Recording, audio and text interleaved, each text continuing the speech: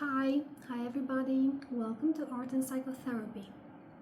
Today we are going to talk about control, and we are going to approach control and acceptance in an art therapeutic manner.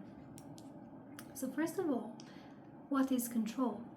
Now, control is maybe the greatest enemy of our well-being, because the more we try to control our feelings especially and our thoughts, the more they revolt against us, the more they rebel, and the more we discover that we lack control.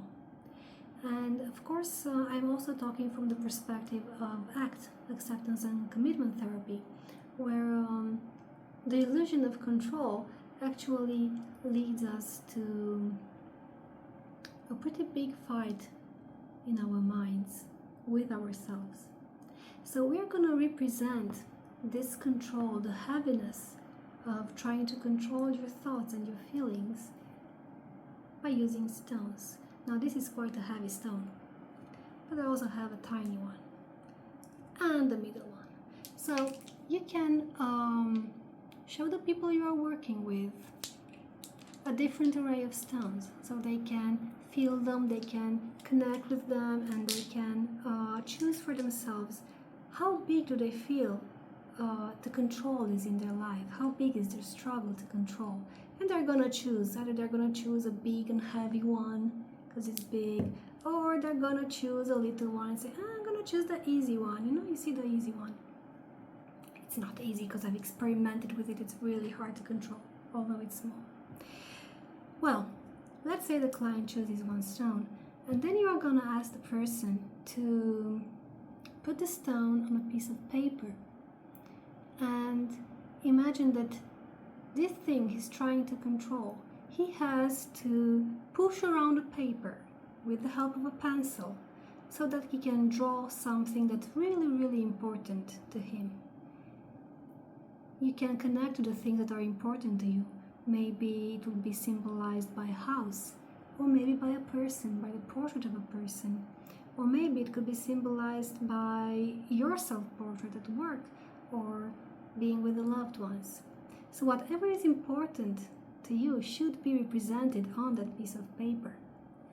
But it's not such an easy task because the stones are also involved.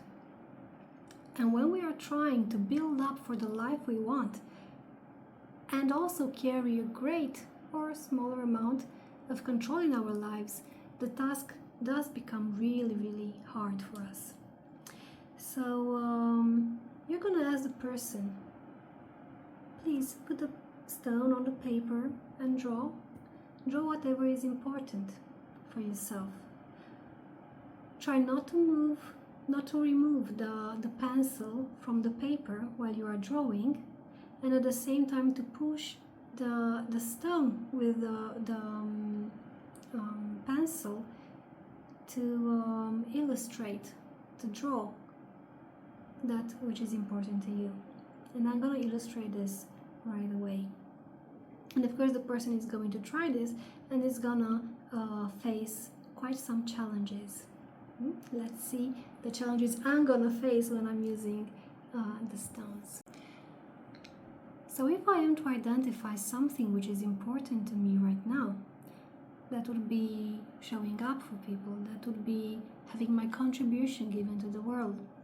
And if there is something that prevents me for that in terms of control, that would be really controlling my own anxiety about exposing myself.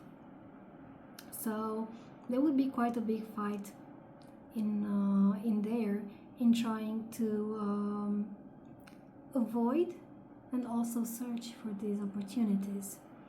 So I'm going to represent this by a little stone. I'm going to choose the really small stone, but it's also a difficult one to manage. And I'm going to say, I want to draw here something that represents contribution, something that for me represents showing up, something that represents creativity. And I'm going to try doing that by moving the stone. And just to get my hand moving, I'm going to try to do it a bit here to exercise a bit and see how it's moving.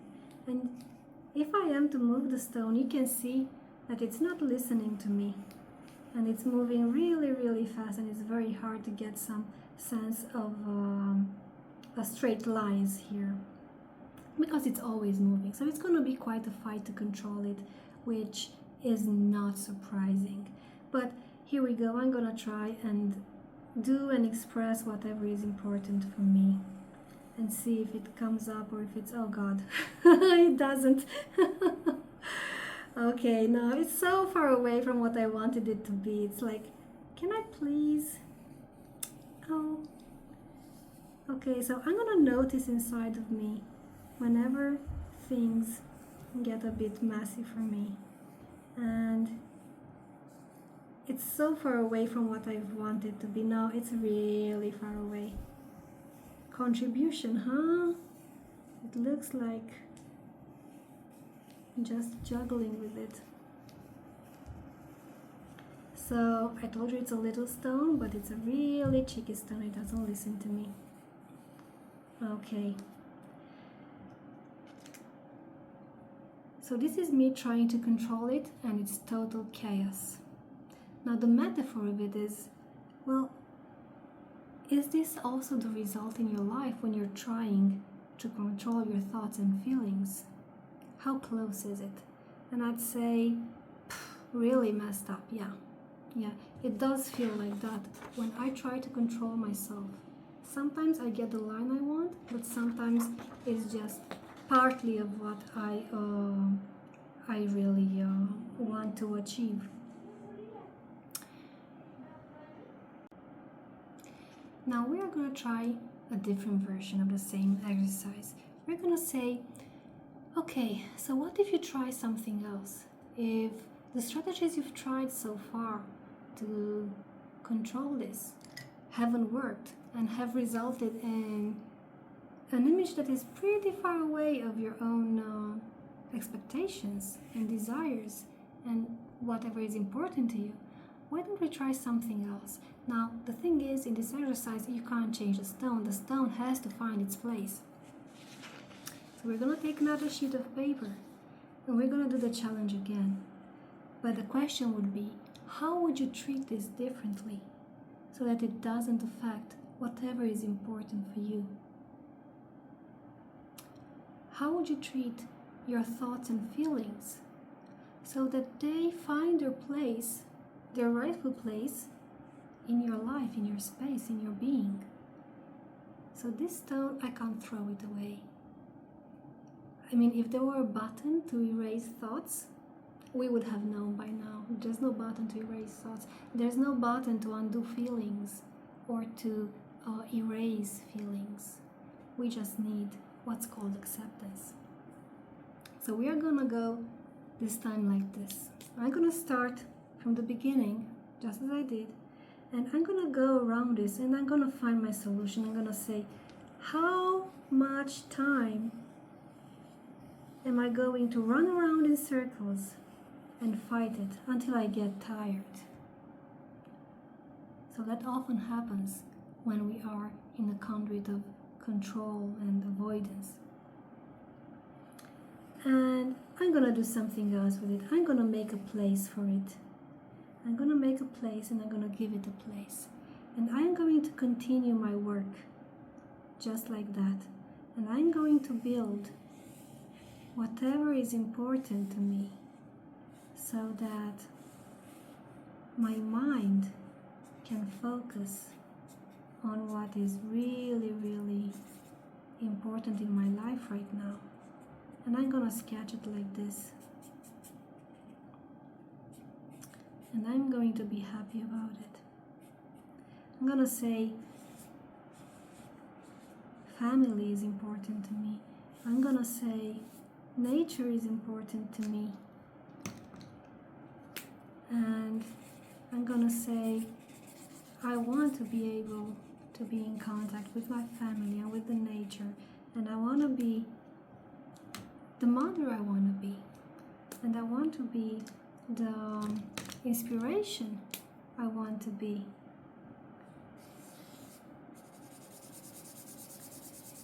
and I'm going to symbolize them. I'm going to symbolize spirituality and inspiration as they go for me. And I'm gonna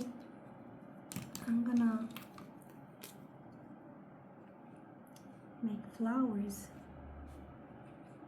which for me are sensitivity and connection to nature.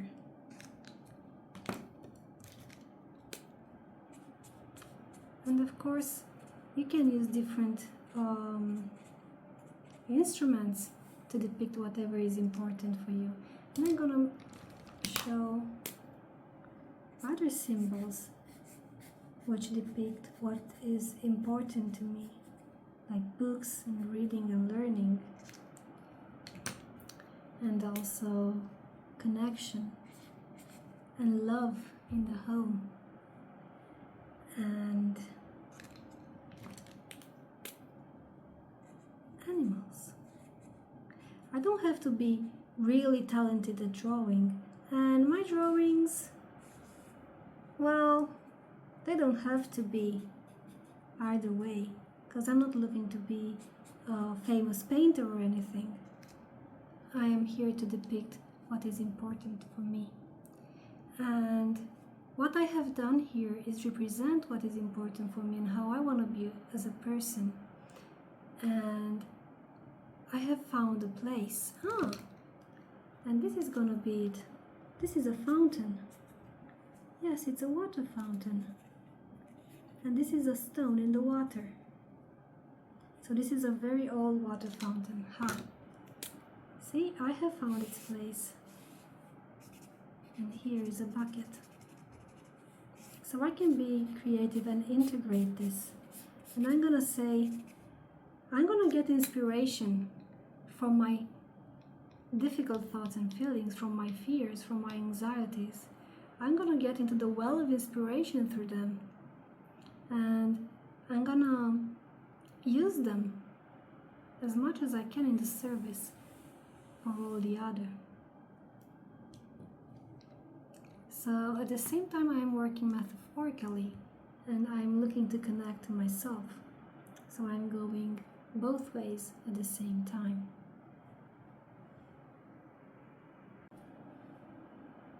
At the end of the exercise, we're going to ask ourselves, how does this apply to our concrete day-to-day life?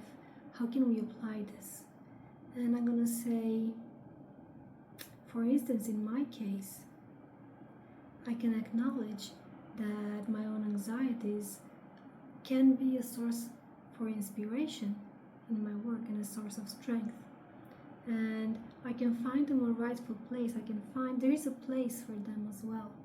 And that brings a bit of ease into myself when I come to think about it. And the thing is to move from chaos and fight to something that looks more ordered, more structured, more clear in the eye of the mind. And of course, the stone can become smaller in time. The more I learn to integrate it, the more I learn to give it a place and stop fighting it, the more I can construct and build in my life on the outside. So I hope you find this exercise helpful. Please try it and let me know in the comments how it's going on for you and what you have discovered. And I'm not sure if you would pick a small one or a heavier one, but the experience would be closely the same. So even though maybe the pattern would be a bit different, still using a bigger stone would bring quite a challenge and effort to express control. So it would be still appropriate for the purpose of our exercise. Thank you very much.